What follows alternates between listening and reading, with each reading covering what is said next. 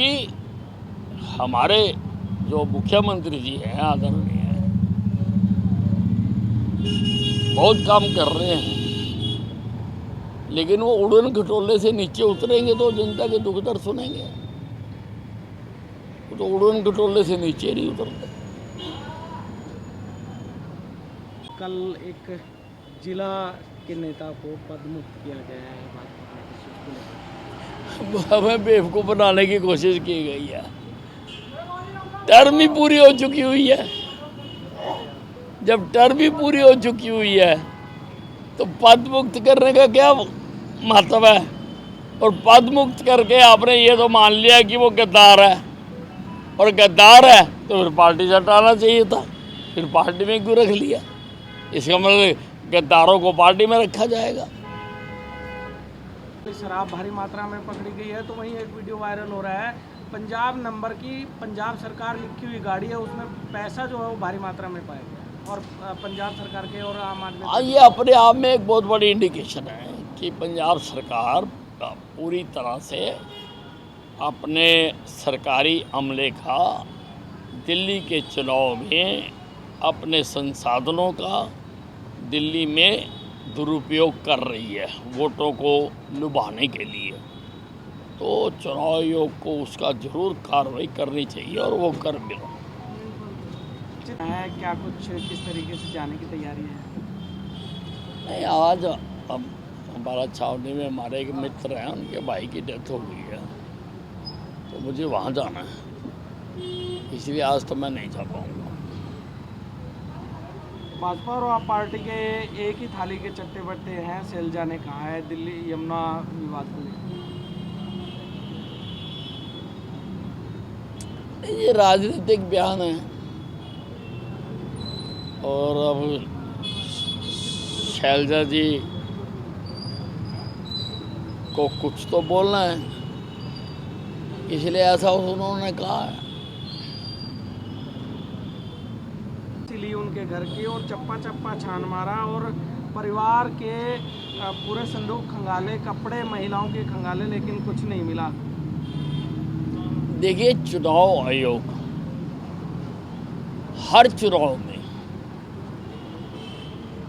जो कि एक इंडिपेंडेंट संस्था है, इस प्रकार की कार्रवाइयां करता है।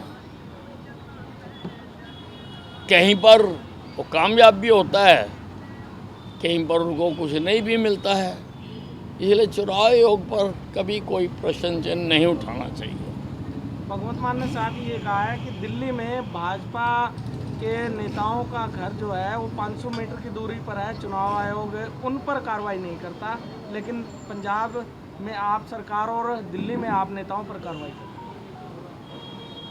देखिए, जहाँ पर चुनाव आयोग को शक होता है, जहाँ कोई सबूत मिलते हैं, जहाँ कोई अंदाज़ा होता है, तो चुनाव आयोग कार्रवाई करता है। अगर भाजपा वालों के मिलेंगे तो वहाँ भी करेगा। चुनाव आयोग इंडिपेंडेंट एजेंसी है, वो किसी पार्टी की नहीं है। अधिकारी जो है कार्रवाई नहीं कर रहा है, अम्बाला हो या फिर ग्रीवेंस कमेटी में आप जहां आदेश देकर आते हैं वहां पर कोई कार्रवाई नहीं हो रही है, इसको लेकर। देखिए,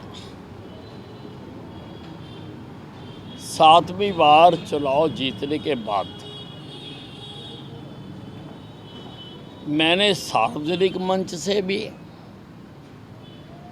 जिन्होंने मुझे चुनाव हराने की कोशिश की, अधिकारी कर्मचारी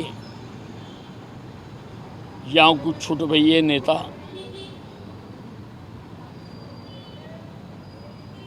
मैंने मंच से भी कहा, और मैंने जहाँ जहाँ लिख के देना था मैंने लिख के भी दिया।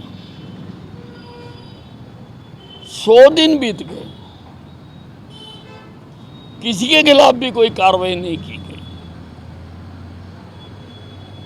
मेरे से भी पूछा नहीं किया। अगर मैं गलत था तो मेरे खिलाफ कार्रवाई कर देते।